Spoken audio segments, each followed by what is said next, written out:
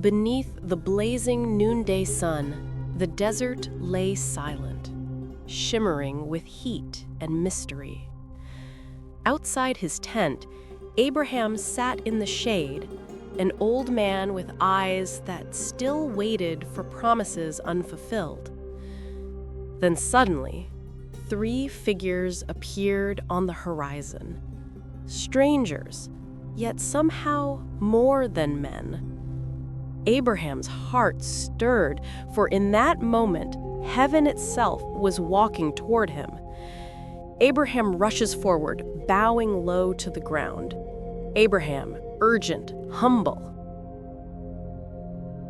My lords, if I have found favor in your eyes, do not pass your servant by. Let water be brought, wash your feet, and rest under this tree. Allow me to bring bread, that you may refresh yourselves. He hurries into the tent. Abraham to Sarah, excited. Quick, 3 measures of flour, knead it, and bake bread. Servants prepare a choice calf. Abraham sets food before the men under the tree.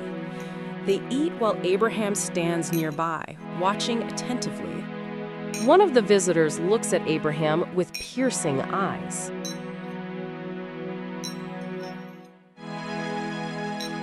Where is Sarah, your wife? There, in the tent. The visitor, smiling. I will surely return to you about this time next year, and Sarah, your wife, will have a son. Inside the tent, Sarah overhears and covers her mouth, laughing softly in disbelief. Sarah to herself, whispering, After I am worn out and my Lord is old, shall I now have pleasure? The visitor's voice grows solemn, echoing with divine authority. Why did Sarah laugh and say, "Shall I really bear a child now that I am old? Is anything too hard for the Lord? At the appointed time next year I will return, and Sarah shall have a son." Sarah, frightened, steps out of the tent. Sarah, trembling, I did not laugh. the visitor looking at her with knowing eyes. No, but you did laugh. The air hangs heavy with awe. Sarah lowers her head, humbled. The visitors rise to leave, looking toward Sodom. Abraham walks with them. 2 of the men continue on, but one lingers, the Lord himself in human form. Shall I hide from Abraham what I am about to do? The outcry against Sodom and Gomorrah is great, and their sin is grievous. I will go down to see if what they have done is as bad as the outcry that has reached me. Abraham falls to his knees, pleading. Will you sweep away the righteous with the wicked? What if there are 50 righteous within the city? Will you not spare it for their sake? If I find 50 righteous in Sodom, I will spare the whole place. Suppose the righteous are 5 short of 50. For 45, I will not destroy it. What if only 40 are found? For the sake of 40, I will not do it. Let the Lord not be angry, but what if only 30 are found? I will not destroy it if I find 30 there. Suppose 20 are found. For the sake of 20, I will not destroy it. Let me speak just once more. What if 10 are found? For the sake of 10, I will not destroy it. Abraham bows low, trembling. The Lord departs. Evening came. The 2 angels arrive at Sodom. Lot sits at the gate, weary but vigilant. He rises quickly, bowing low. My lords, please come to your servant's house, spend the night, wash your feet, and rise early to continue your journey. The angels hesitate, but Lot insists. Inside his home, bread is prepared. But outside, the men of Sodom gather. their voices vile, demanding the strangers be brought out.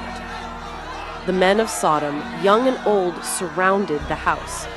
Their wickedness was full. Lot steps outside, shutting the door behind him, pleading desperately. My brothers, do not do this wicked thing. The crowd surges. The angels pull Lot inside, striking the men outside with blindness. Panic erupts. Have you anyone else here? Sons-in-law, sons, daughters? Get them out of this place. For we are about to destroy this city. The outcry has reached the Lord, and he has sent us to destroy it. Lot hesitates, torn, but the angels seize him, his wife, and daughters by the hand, dragging them out of the city. Flee for your lives. Do not look back. Do not stop anywhere in the plain. Flee to the mountains, or you will be swept away. Lot's wife looks back longingly. Instantly, she turns into a pillar of salt, frozen in the dawn light. And the Lord rained down burning sulfur on Sodom and Gomorrah from the Lord out of the heavens. He overthrew those cities and the entire plain, all the inhabitants and the vegetation of the land. Lot and his daughters flee into the hills. Smoke rises behind them like a furnace. At dawn, Abraham rises and goes to the place where he had stood before the Lord. He looks down towards Sodom and Gomorrah. The land is engulfed in smoke. Abraham looked down and saw dense smoke rising from the land like smoke from a great furnace. He bows his head, grieving, yet trusting in God's justice. Thus the Lord remembered Abraham and brought Lot out of the catastrophe when he destroyed the cities of the plain. Abraham settles in the land of Gerar, among strangers. Fearing for his life, he makes a choice that will soon bring chaos to a royal palace. But even in human weakness, God's mercy shines through. Abraham journeyed to the region of Gerar. Fearing for his life, he said of Sarah, his wife, She is my sister. Sarah is taken into the king's household. Night falls. Abimelech lies restless in bed. Suddenly, a dream overtakes him. A radiant voice thunders in the night. You are as good as dead because of the woman you have taken. She is a man's wife. Abimelech, terrified, pleading in the dream. Lord, will you destroy an innocent nation? He himself said she is my sister. I have done this with a clear conscience. Yes, I know. That is why I kept you from sinning. Return the man's wife, for he is a prophet, and he will pray for you. But if you do not, you and all who belong to you will surely die. In the morning, Abimelech rushes to Abraham, trembling with anger and fear. Abimelech accusing. What have you done to us? Why did you say, she is my sister? You have brought guilt upon my kingdom. Abraham humbled, explaining. I thought, surely there is no fear of God in this place, and they will kill me because of my wife. And besides, she really is my sister, the daughter of my father, but not of my mother. And she became my wife.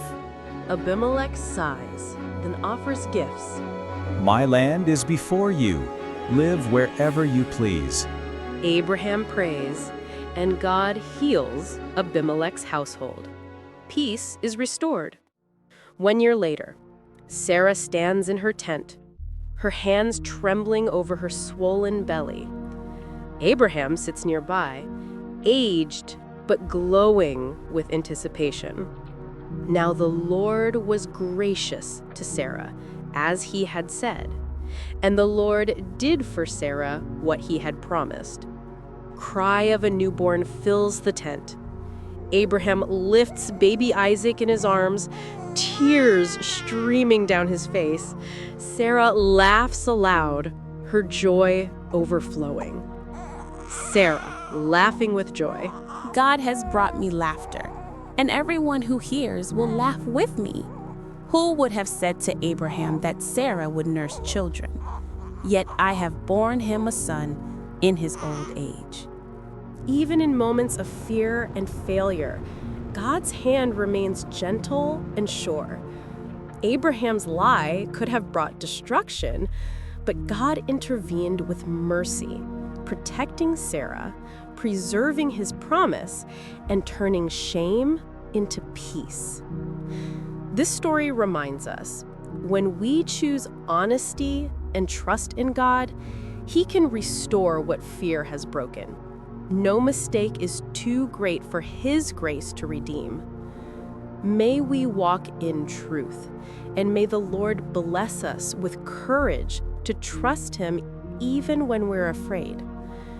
May His peace rest upon your home and His light guide your every step. Thank you for watching this episode of Stories of Grace. If this story touched your heart, don't forget to like, share, and subscribe for more inspiring Bible stories brought to life. Until next time, may God's grace always be with you.